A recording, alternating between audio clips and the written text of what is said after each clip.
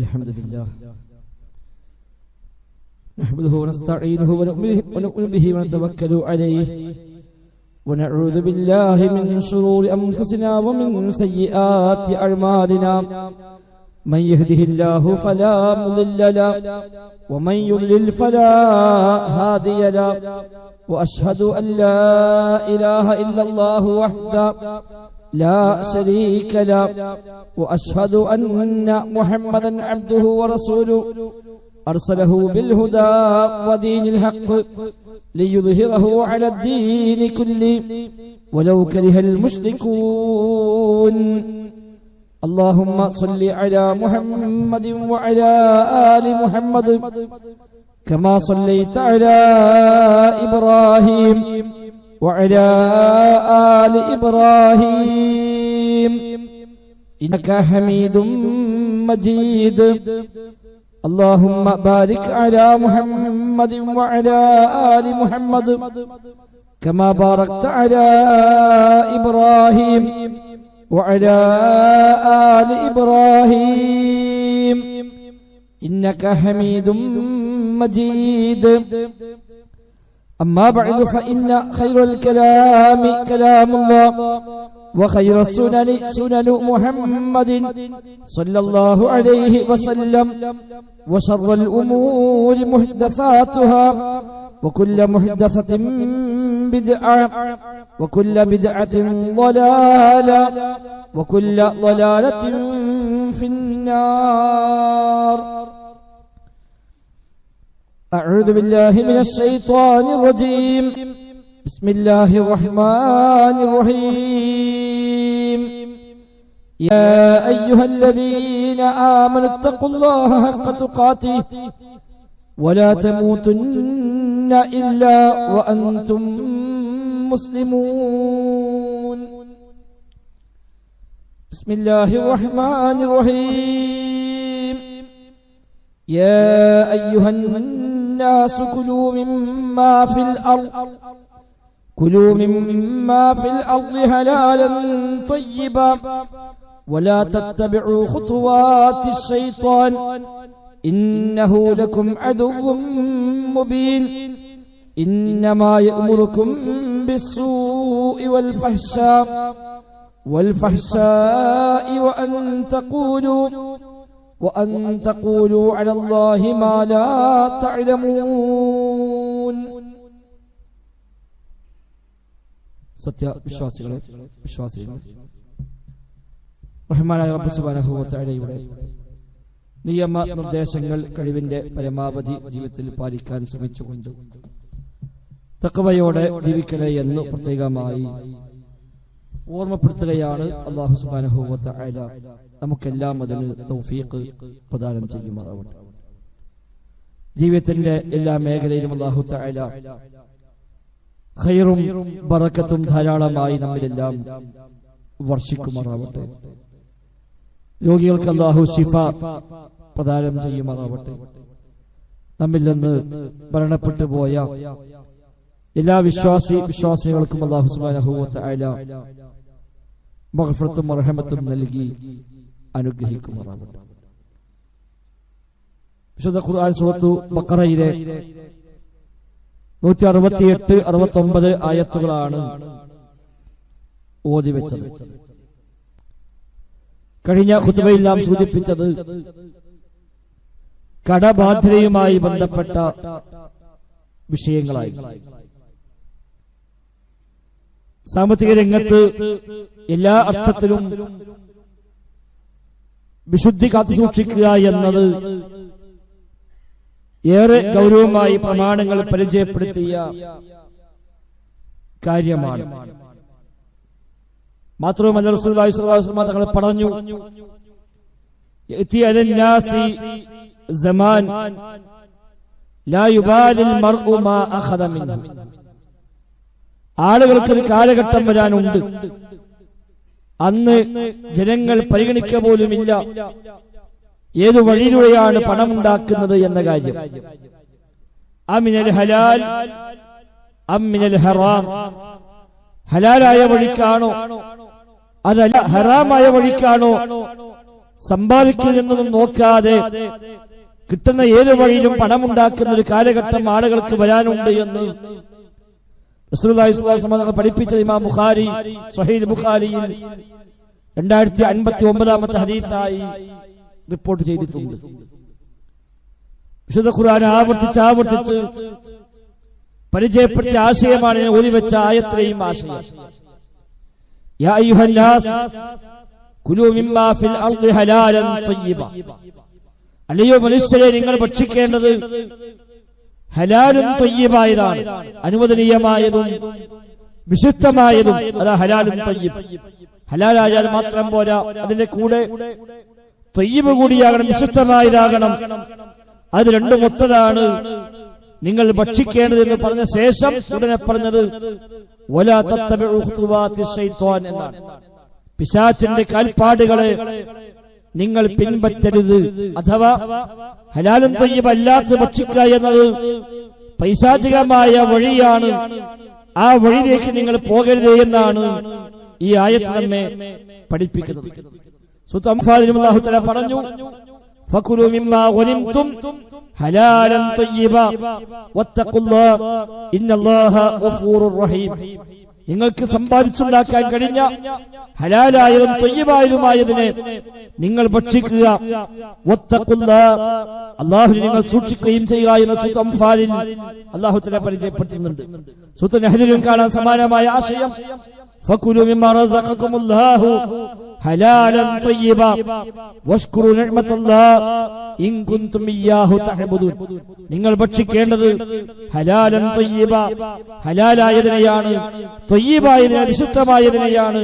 വഷ്കുറു നിഅമത്തല്ലാഹ്, അല്ലാഹുവിന്റെ നിഅമത്ത് നിങ്ങൾ ശുക്ർ കാണിക്കുകയും വേണം. ഇൻ കുൻതും ഇയ്യാഹു തഅബുദൂൻ, നിങ്ങൾ അവനെ മാത്രം ആരാധിക്കുന്നവരാണ് എങ്കിൽ നിങ്ങൾ ചെയ്യേണ്ടത് ഇതൊക്കെയാണ് എന്നാണ് ആ ഒരു വചനത്തിൽ അല്ലാഹു തആല ഓർമ്മപ്പെടുത്തിയത്. അപ്പൊ സമ്പാദ്യ മാർഗം വിശുദ്ധമായി മാറുക എന്നത് അനിവാര്യമാണ്, വാജിബായ കാര്യമാണ് എന്നർത്ഥം.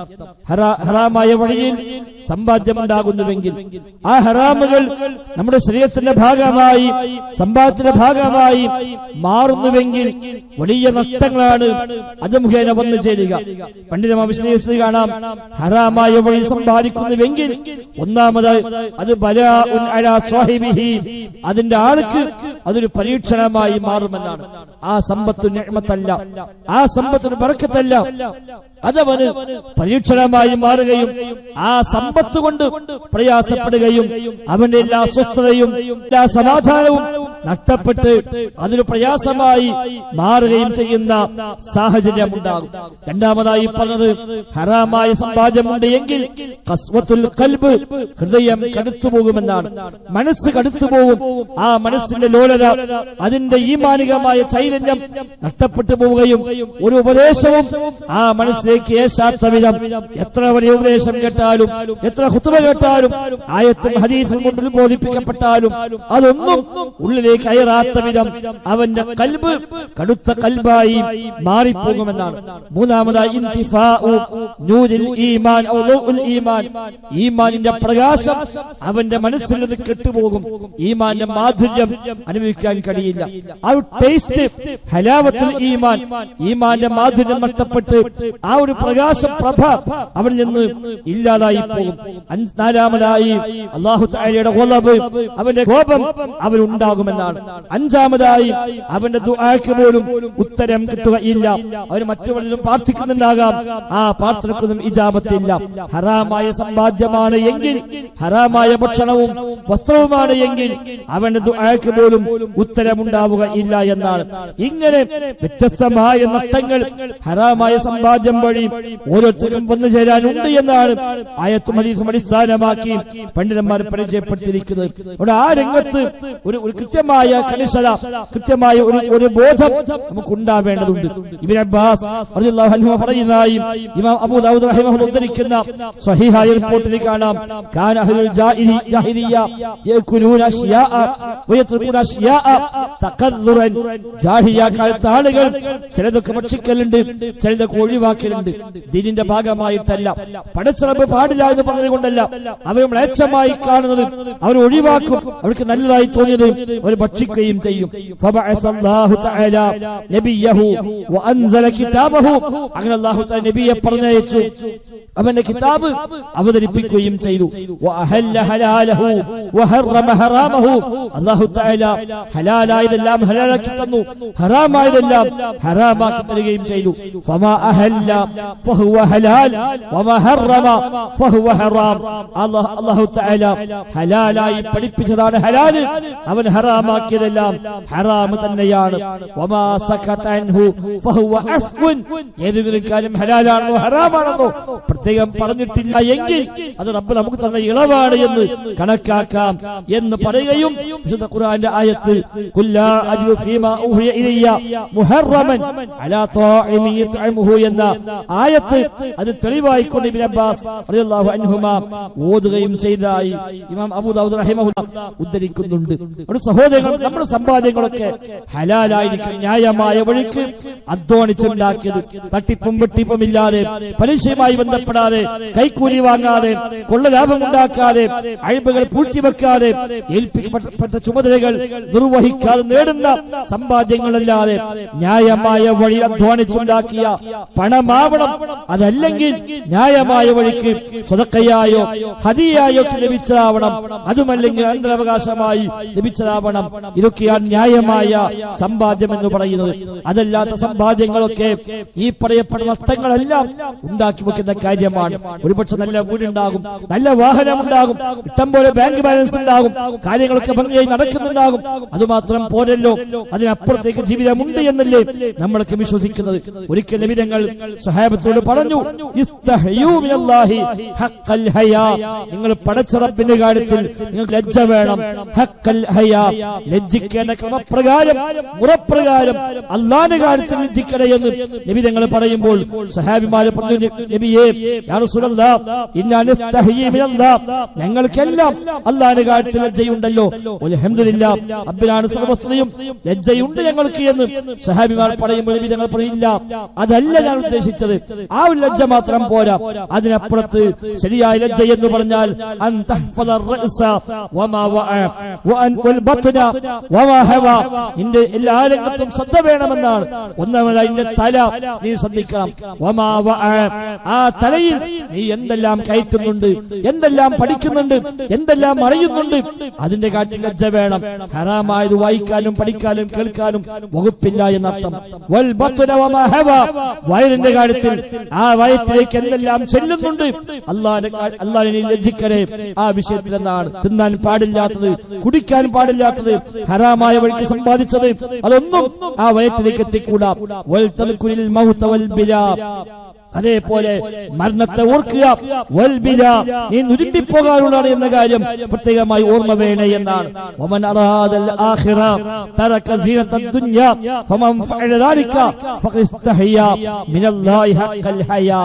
ദുനിയാവിന്റെ കാര്യത്തിലുള്ള താല്പര്യം കുറയണമെങ്കിൽ മരിക്കണമെന്ന ബോധമുണ്ടാകണം.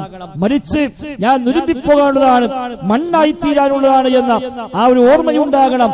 അത് ഉണ്ടെങ്കിൽ പരലോകം ഒരാൾ ഓർക്കുന്നുവെങ്കിൽ ദുനിയാവിന്റെ അലങ്കാരങ്ങളെ വേണ്ടെന്ന് വെക്കാൻ അവനെ കൊണ്ട് കഴിയും. ഇതുള്ളവനാണ് ശരിയായ രൂപത്തിൽ അല്ലാഹുവിൽ ലജ്ജയുള്ളവരെന്നാണ് നബി തങ്ങൾ പഠിപ്പിക്കുന്ന ഈ ഹദീസ് ഇമാം അഹ്മദും ഇമാം തിർമിദിയും എല്ലാം റിപ്പോർട്ട് ചെയ്യുന്ന സ്വീകാര്യയോഗ്യമായ ഹദീസാണ്. സഹോദരങ്ങളെ, ഏത് രംഗത്തും ആ ഒരു സൂക്ഷ്മത, ആ ഒരു ശ്രദ്ധ നമുക്കുണ്ടാകേണ്ടതുണ്ട് എന്നർത്ഥം. ഹറാമായ വഴിക്ക് പണം ഉണ്ടാക്കുമ്പോൾ അതിന് നഷ്ടങ്ങളായി ദുന്യവിയായി അനുഭവിക്കുന്ന കാര്യങ്ങൾ കാണാം. ഒന്നവന്റെ സംതൃപ്തി കുറയും. എത്ര ഉണ്ടായാലും മതിയാകാത്ത, പിന്നെയും പിന്നെയും പിന്നെയും സമ്പാദിക്കണമെന്ന പുതിയ പുതിയ വഴികൾ തേടിപ്പിടിച്ച് അവസാനം ജുമുഅക്ക് പോലും വരാൻ സമയമില്ല, നിസ്കരിക്കാൻ പോലും സമയമില്ല, ജമാഅത്ത് പോലും കിട്ടുന്നില്ല, ഇബാദത്തിന് പോലും ശ്രദ്ധയില്ല, ഖുർആൻ ഓതാൻ പോലും സമയമില്ല, ജീവിതത്തിലെ ഒരു കാര്യത്തിലും അവന് ശ്രദ്ധിക്കാൻ പറ്റുന്നില്ല. അങ്ങനെ ഒന്നിനു മീതെ ഒന്നായി ഓരോന്നിന്റെ പിന്നാലെ പോയി അതിനുവേണ്ടി ലക്ഷങ്ങളും കോടികളും ഇൻവെസ്റ്റ് ചെയ്ത് അവസാനം എല്ലാ സമാധാനവും എല്ലാ സ്വസ്ഥയും നഷ്ടപ്പെട്ട് അവന്റെ ദീനിയായ എല്ലാ വശങ്ങളും അവസരങ്ങളെയും ഇല്ലാതാക്കുന്ന സാഹചര്യമാണ് പലപ്പോഴും ഉണ്ടാവുക. അങ്ങനെയൊക്കെ ആയാലും അള്ളാഹു നിശ്ചയിച്ചതല്ലാതെ അതിനപ്പുറത്ത് അവനൊട്ട് ലഭിക്കുകയുമില്ല എന്നാണല്ലോ. റബ്ബെല്ലാം കണക്കാക്കിയിട്ടുണ്ട്. റിസ്ക് അല്ലാഹു കണക്കാക്കി, ആയുസ് കണക്കാക്കിയതുപോലെ റിസ്കും കണക്കാക്കിയിട്ടുണ്ട്. എത്ര ഓടിയാലും കണക്കാക്കിയത് അപ്പുറത്തേക്ക് അവന് ലഭിക്കുകയില്ല എന്നാണ്. അതുകൊണ്ട് തന്നെ സഹോദരങ്ങളെ, ഈ രംഗത്ത് ഒരു സൂക്ഷ്മത നമുക്കുണ്ടാവേണ്ടതുണ്ട്. വന്ന ഓരോ പണത്തിനും പടച്ച റബ്ബിന്റെ മുമ്പിൽ സമാധാനം പറയേണ്ടതുണ്ട്. പല ലോകത്തിന് കാല് എടുത്തു വെക്കണമെങ്കിൽ 5 ചോദ്യങ്ങൾക്ക് ഉത്തരം പറയണമെന്നാണല്ലോ. നാളെ അന്ത്യനാളിൽ ഒരു അടിമയുടെ കാലങ്ങോട്ട് നീങ്ങ പോലുമില്ല എന്നാണ്. ഒരു ഹദീസിൽ 4 കാലത്ത് ചോദിക്കപ്പെട്ടില്ലാതെ എന്നാണ്, മറ്റൊരു ഹദീസിൽ 5 കാലം ചോദിക്കപ്പെട്ടില്ലാതെ എന്നാണ്. അവന്റെ കാലങ്ങോട്ട് എടുത്തു വെക്കാൻ പോലും കഴിയുകയില്ല. അതിൽ 2 ചോദ്യം സമ്പത്തുമായി ബന്ധപ്പെട്ടാണ്. അവന്റെ സമ്പത്ത് ഏതു വഴിക്കാണ് സമ്പാദിച്ചത്, ഏതു വഴിക്കാണ് ചെലവഴിച്ചത്? ഈ 2 ചോദ്യങ്ങൾക്ക് ഉത്തരം പറയാതെ നാളെ മഹ്ശറിൽ കാലെടുത്തു വെക്കാൻ പോലും സാധ്യമല്ല എന്ന് ഇമാം തിർമിദി റിപ്പോർട്ട് ചെയ്യുന്ന സ്വീകാര്യോഗ്യമായ ഹദീസിൽ വന്നിരിക്കും. അതുകൊണ്ട് സഹോദരങ്ങളെ, ദുനിയാവിന് വേണ്ടി പരലോകം നഷ്ടപ്പെടുത്താൻ പാടില്ല. നബി തങ്ങൾ പറയുന്ന ഒരു ഹദീസിൽ കാണാം,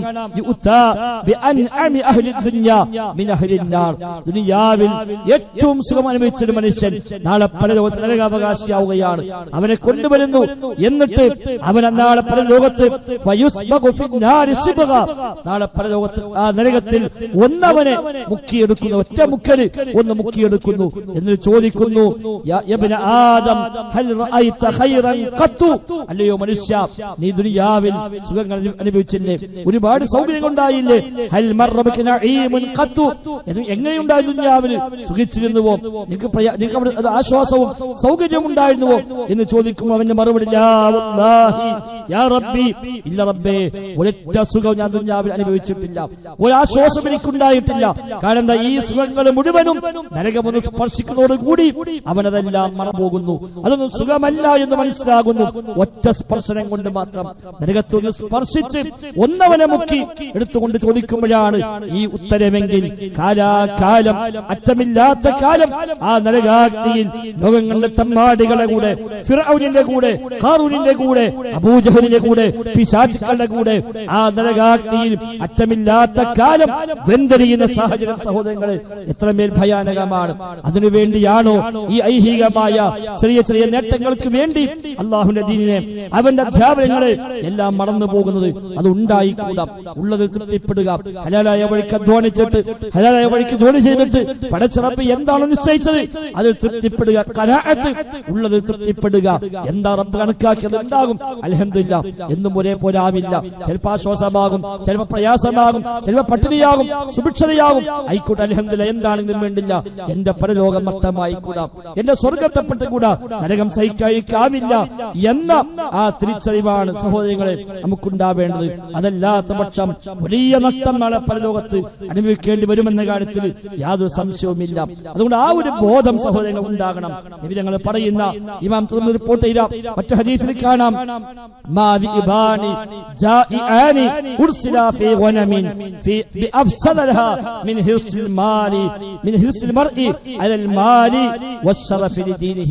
ഒരു മനുഷ്യന്റെ ദീനിനെ ഏറ്റവും അധികം നശിപ്പിക്കുന്ന 2 കാര്യമാണ്. ഒന്ന് സമ്പത്തിനുള്ള ആർത്തിയും, അതേപോലെ സ്ഥാനത്തോടുള്ള ആർത്തിയും. ഇത് രണ്ടും, അധികാരത്തോടുള്ള താല്പര്യം, സമ്പത്തിനുള്ള ആർത്തി, ഇത് രണ്ടും ഒരാളുടെ ദീനെ നശിപ്പിക്കും. ഏതുപോലെ ഒരു ആട്ടിൻ പറ്റത്തിലേക്ക് വിശന്ന ചെന്നായ്ക്കളെ വിട്ടാൽ ആ ചെന്നായകൾ ആ ആട്ടിൻ പറ്റത്തെ എങ്ങനെ നശിപ്പിക്കുമോ അതിനേക്കാളേറെ ഈ 2 സ്വഭാവങ്ങൾ ഒരു മനുഷ്യനുണ്ടെങ്കിൽ അവർ ദീൻ നശിച്ചു പോകുകയാണ്.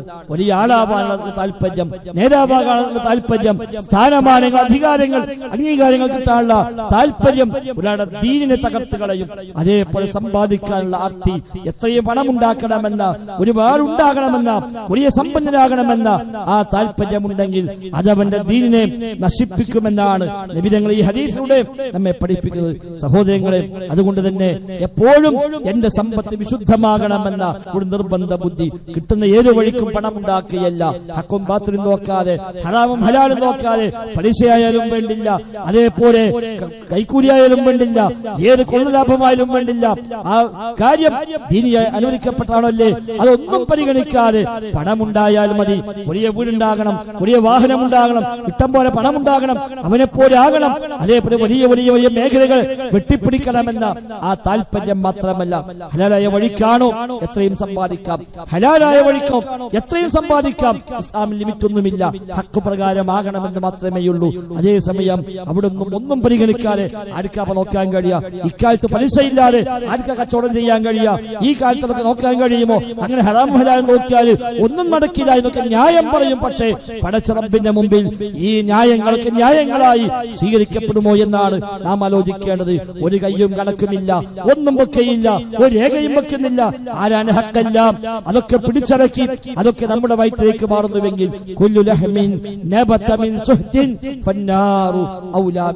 അന്യായമായ സമ്പത്തിനാൽ മുളച്ചു വരുന്ന മാംസങ്ങളൊക്കെ നരകമാണ് അത് ഏറ്റവും അർഹമായത് എന്ന പ്രവാചക വചനത്തെ ഗൗരവമായി നമ്മൾ കാണുക. ശരീരത്തിൽ ഒരു മാംസം വളർന്നു വന്നത് ഒരു ഹറാമിലൂടെയാണ് എങ്കിൽ, ഒരു അന്യായമായ സമ്പത്തിലൂടെയാണ് എങ്കിൽ ഈ തടി സ്വർഗത്തിലേക്ക് പറ്റില്ല, നരകമാണ് ആ തടിക്കേറ്റവും അർഹമായത് എന്ന പ്രവാചക വചനത്തെ ഗൗരവമായി നമ്മൾ കാണണമെന്നാണ് സൂചിപ്പിക്കാറ് സഹോദരങ്ങളെ. അതുകൊണ്ട് ഹലാലെ ഭക്ഷിക്കൂ, ത്വയ്യിബെ ഭക്ഷിക്കൂ, ഹറാം ഒരിക്കലും എനിക്ക് ആവശ്യമില്ല എന്ന ആ നിർബന്ധ ബുദ്ധിയോടുകൂടി നാം ജീവിതത്തെ ക്രമീകരിച്ചാൽ ഒരുപാട് ഖൈറുകൾ അതുവഴി ലഭിക്കും.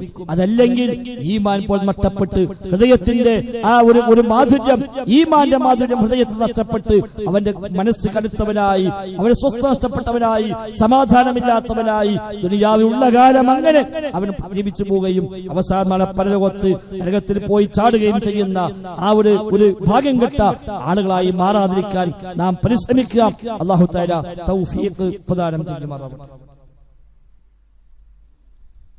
അൽഹംദുലില്ലാഹ് നഹ്മദുഹു വനസ്തഈനുഹു വനുഅ്മിനു ബിഹി വനതവക്കലു അലൈഹി. اللهم صل على محمد وعلى آل محمد كما صليت على إبراهيم وعلى آل إبراهيم إنك حميد مجيد. സഹോദരങ്ങളെ സഹോദരിമാരെ, റഹ്മാനായ റബ്ബ് സുബ്ഹാനഹു വ തആലയുടെ നിയമനിർദ്ദേശങ്ങൾ കഴിവിന്റെ പരമാവധി ജീവിതത്തിൽ പാലിച്ചുകൊണ്ട് മുത്തഖീങ്ങളായി ജീവിക്കണം എന്ന് പ്രത്യേകമായി ഓർമ്മപ്പെടുത്തുന്നു. റബ്ബ് സുബ്ഹാനഹു വ തആല തൗഫീഖ് പ്രദാനം ചെയ്യുമാറാവട്ടെ. അബൂ ഉമാമത്തുൽ ഹാരിസി റളിയല്ലാഹു അൻഹു പറയുന്നു, ഖാല റസൂലുള്ളാഹി സ്വല്ലല്ലാഹു അലൈഹി വസല്ലം, അല്ലാഹുവിന്റെ റസൂൽ സ്വല്ലല്ലാഹു അലൈഹി വസല്ലം തങ്ങൾ പറഞ്ഞു, മൻ ഖതഅ ഹഖ്ക ഇംരിഇൻ മുസ്ലിമിൻ ബിയമീനിഹി ഫഖദ് ഔജബല്ലാഹു ലഹു അൻ-നാർ വഹറമ അലൈഹിൽ ജന്ന. ഒരു മുസ്ലിമായ മനുഷ്യന്റെ ഹക്കിനെ കള്ളസത്യം ചെയ്ത് അന്യായമായ വഴിയിൽ ഒരാൾ അത് നേടിയെടുക്കുന്നുവെങ്കിൽ ഫഖദ് ഹറമല്ലാഹു അലൈഹിൽ ജന്ന, അവന് സ്വർഗ്ഗം ഹറാമാണ്. ഫഖദ് ഔജബല്ലാഹു ലഹു അൻ-നാർ വഹറമ അലൈഹിൽ ജന്ന, അല്ലാഹു നരകം നിർബന്ധമാക്കിയിരിക്കുന്നു, സ്വർഗ്ഗം ഹറാമാക്കുകയും ചെയ്തിരിക്കുന്നുവെന്നാണ്. ഒരാളുടെ സമ്പത്തിനെ അന്യായമായി ഒരാൾ കൈക്കലാക്കുന്നുവെങ്കിൽ, കള്ളസത്യം ചെയ്തോ അതല്ലെങ്കിൽ കള്ളക്കേസ് കൊടുത്തോ, അങ്ങനെയൊക്കെയുള്ള തെറ്റായ വഴിയിലൂടെ തനിക്കത് അവകാശപ്പെട്ടതല്ലെന്ന് ഉറപ്പുണ്ട്, എന്നാലും തന്റെ കയ്യൂക്ക് കൊണ്ട്, തന്റെ സാമർത്ഥ്യം കൊണ്ട്, തന്റെ മിടുക്ക് കൊണ്ടൊക്കെ ഒരാളുടെ സമ്പത്ത് അന്യായമായി ഒരാൾ നേടിയെടുക്കുന്നുവെങ്കിൽ നരകം നിർബന്ധമാണ്, സ്വർഗ്ഗം നിഷിദ്ധമാണ്. ഇമാം മുസ്ലിം റഹിമഹുല്ലാഹ് ഉദ്ധരിക്കുന്ന ഹദീസാണ്. ഗൗരവമായി ഈ ഹദീസ് നമ്മൾ കാണേണ്ടതുണ്ട്. എത്ര ചെറിയ കാര്യമായിക്കോട്ടെ, അത് നമുക്ക് അവകാശപ്പെട്ടതല്ല എങ്കിൽ, അത് എനിക്ക് കിട്ടാനുള്ളതല്ല, അത് അവന്റേതാണ്, എന്നാലും വാദിച്ചും തർക്കിച്ചും ജയിച്ചും അങ്ങനെയൊക്കെ ഒരു പക്ഷെ നമുക്ക് അനുകൂലമായി അത് വിധിക്കപ്പെട്ടേക്കാം ദുനിയാവിൽ. കോടതിയിൽ പോയി നമുക്ക് ന്യായമാണ് എന്ന് കോടതി വിധിക്കും. ഒരു പക്ഷെ രേഖ സമർപ്പിക്കാൻ കഴിഞ്ഞാൽ ആ രേഖ ശരിയാണോ അല്ലേ അത് പടച്ച റബ്ബിനെ അറിയും. ആ രേഖപ്രകാരം ഒരു പക്ഷെ നമുക്ക് അനുകൂലമായി വിധി വന്നേക്കാം. അതിൽ നമ്മൾ വെച്ച വക്കീലിന്റെ സാമർത്ഥ്യം കാരണം ഒരു പക്ഷെ നമുക്ക് അനുകൂലമായി വിധി നേടാൻ കഴിഞ്ഞേക്കാം. പക്ഷേ അതിലൂടെ യഥാർത്ഥത്തിൽ നേടുന്നത് നരകമാണ്, സ്വർഗ്ഗം ഹറാമാവുക എന്നാണ് അതിലൂടെ വന്നു ചേരുന്നത്. ഞങ്ങൾ പറഞ്ഞു, അൽ യമീനുൽ കാരിബ മുംഫിഖത്തുൽ ലിസ്സൽഅ മുംഹിഖത്തുൽ ലിൽകസ്ബ്. കള്ളസത്യം ചെയ്തുകൊണ്ട് കച്ചവടം ചെയ്യുന്നുവെങ്കിൽ അതുകൊണ്ടുള്ള നേട്ടം ആ ചരക്കൊക്കെ വിറ്റുപോകും, ചെലവായി പോകും. പക്ഷേ അതോട് എല്ലാ ബറക്കത്തും നഷ്ടപ്പെട്ടു പോകുന്നു. അവന്റെ ആ വാക്സാമർത്ഥ്യം, അവന്റെ ആ ഒരു പ്രഖ്യാപനം, അത് കാണുമ്പോൾ എല്ലാവരും വാങ്ങിക്കൊണ്ടു സാധനം പെട്ടെന്ന് ചെലവാകും, പക്ഷേ ബറക്കത്ത് നഷ്ടമായി മാറുക എന്ന് നബി ഞങ്ങളെ പഠിപ്പിക്കുന്ന ഇമാം അഹ്മദും ബൈഹഖിയും എല്ലാം ഉദ്ധരിക്കുന്ന ഹദീസിൽ കാണാം. മറ്റൊരു ഹദീസിൽ നബി ഞങ്ങൾ പറഞ്ഞു, സലാസത്തുൻ ലാ യുകല്ലിമുഹുമുല്ലാഹ്, 3 വിഭാഗം ആളുകളെ പടച്ച റബ്ബ് നാളെ പരലോകത്ത് അവരുമായി സംസാരിക്കുകയില്ല. വലാ യൻദുറു ഇലൈഹിം യൗമൽ ഖിയാമ, അന്ത്യനാളിൽ അവരെ നോക്കുക പോലുമില്ല. വലാ യുസക്കീഹിം, അവരെ ശുദ്ധീകരിക്കുകയുമില്ല. വലഹും അദാബുൻ അലീം, വേദനയേറിയ ശിക്ഷയുണ്ടവർക്ക്. 4 കാര്യം അല്ലാഹ് നോക്കുകയില്ല, അവരെ റബ്ബ് സംസാരിക്കുകയില്ല, അവരോട് അവരെ ശുദ്ധീകരിക്കുകയില്ല, അഥവാ പുറത്തു കൊടുക്കുകയില്ല, അവർക്ക് വേദനയേറിയ ശിക്ഷയുണ്ട്. ഇത് പറയുമ്പോൾ സ്വഹാബിമാരും പ്രയാസപ്പെട്ട് ബേജാറായി. അവിടെ അബൂദർ ഗിഫാരി പറയാണ്, ഞാൻ റസൂലേ ആരെക്കുറിച്ചാണ് വല്ലാത്ത നഷ്ടക്കാരാണല്ലോ, എല്ലാം നഷ്ടപ്പെട്ടവരാണല്ലോ, ആരാണ് നബി, ആരെക്കുറിച്ചാണ് നിങ്ങൾ പറയുന്നത് എന്ന് ഞാൻ ചോദിച്ചു നബിയോട് എന്ന് അബൂദർ ഗിഫാരി റളിയല്ലാഹു അൻഹു പറയുകയാണ്. നബി നിങ്ങൾ പറഞ്ഞു, നബി ഇത് വീണ്ടും ആവർത്തിച്ചു, ഈ പറഞ്ഞത് തന്നെ. അപ്പൊ ഞാൻ വീണ്ടും ചോദിച്ചു, നബി ആരെ പറ്റിയാണ് പറയുന്നത്? നബി ഞങ്ങൾ മൂന്നാമതും പറഞ്ഞു, അല്ലാഹ് നോക്കുകയില്ലവരെ, അല്ലാഹു ശുദ്ധീകരിക്കയില്ലവരെ, അല്ലാഹ് സംസാരിക്കുകയില്ലവരോട്, അവർക്ക് ശിക്ഷയുണ്ട് എന്ന് നബി ഞങ്ങൾ മൂന്നാമതും പറഞ്ഞു. എന്നിട്ട് നബി ഞങ്ങൾ പറഞ്ഞത് ആരാണ്? ഒന്ന് അൽ മുസ്ബിലു, ഒന്ന് തന്റെ വസ്ത്രം നെരിയാണിക്ക് താഴെ വലിച്ചെടുക്കുന്നവൻ, നെരിയാണിക്ക് താഴെ വസ്ത്രം ഇറക്കുന്നവനാണ് ഒന്ന്. വൽ മുൻഫിഖു സിൽഅതഹു ബിൽ ഹലിഫിൽ കാദിബി, കള്ളസത്യം ചെയ്തുകൊണ്ട് തന്റെ കച്ചവട വസ്തുക്കളെ വിൽക്കുന്നവനാകുന്ന രണ്ടാമത്തെ. ഇല്ലാത്ത നന്മകൾ പറഞ്ഞ്, ഇല്ലാത്ത മേന്മകൾ പറഞ്ഞ്, ആ ചരക്കിന്റെ മഹത്വങ്ങൾ പറഞ്ഞ്, അതിനെ അഴിമകൾ മൂടി വെച്ച്, അങ്ങനെ കള്ളസത്യം ചെയ്ത് തന്റെ വാക്ചാതുര്യം കൊണ്ട് ആ വിമളെല്ലാം വിറ്റ് പൈസയാക്കി. കിട്ടിയത് പണമാണ്, പക്ഷേ പടച്ച റബ്ബ് നോക്കയില്ല അവനെ, പടച്ച റബ്ബ് സംസ്കരിക്കുകയില്ലവനെ, അവന് യാതൊരു മഗ്ഫിറത്തിനും ഒരു അർഹതയുമില്ല, വേറെ ശിക്ഷയുമുണ്ട് എന്ന ഗൗരവതരമായ 4 കാര്യമാണ് പഠിപ്പിക്കപ്പെട്ടത്. മൂന്നാമത് മന്നാൻ, ചെയ്തു വെച്ച കർമ്മങ്ങൾ എടുത്തു പറയുന്നവൻ, ചെയ്ത നന്മകളെ എടുത്തു പറയുന്നവൻ. ഈ 3 വിഭാഗം ആളുകളാണ് സലാസത്തുൻ, ഈ 3 വിഭാഗം ആളുകൾക്കാണ് ഈ താക്കീത് ഉള്ളത് എന്ന് ഇമാം അഹ്മദ് ഉദ്ധരിക്കുന്ന സ്വഹീഹായ ഹദീസിൽ കാണും. സഹോദരങ്ങളെ, വലിയ ഗൗരവം ആ രംഗത്ത് നമുക്കുണ്ടാവേണ്ടതുണ്ട്. ദുആ പോലും സ്വീകരിക്കപ്പെടാത്ത സാഹചര്യം ഉണ്ടാകുമെന്നാണ്, പ്രാർത്ഥന പോലും സ്വീകരിക്കപ്പെടുകയില്ല. നബി തങ്ങൾ പറഞ്ഞു, ഇന്നൽ അബ്ദ ല യഖ്ലിഫു ലുഖ്മത്തൽ ഹറാമ ഫീ ജൗഫിഹി, ഒരു അടിമ ഹറാമായ ഒരു ഉരുള ഭക്ഷണം അവന്റെ ഉള്ളിലേക്ക് അവൻ ഇറക്കുന്നുവെങ്കിൽ മാ യഖബ്ബലു മിൻഹു അമലുൻ 40 യൗമ, അവന്റെ 40 ദിവസത്തെ അമല് പോലും സ്വീകരിക്കപ്പെടുക ഇല്ല എന്ന് പോലും ഹദീസിൽ ചില സൂചനകൾ കാണാൻ കഴിയും. ഹദീസ് സ്വഹീഹാണോ അല്ലേ എന്നൊക്കെ വ്യത്യാസമുള്ള ഒരു റിപ്പോർട്ടാണ്.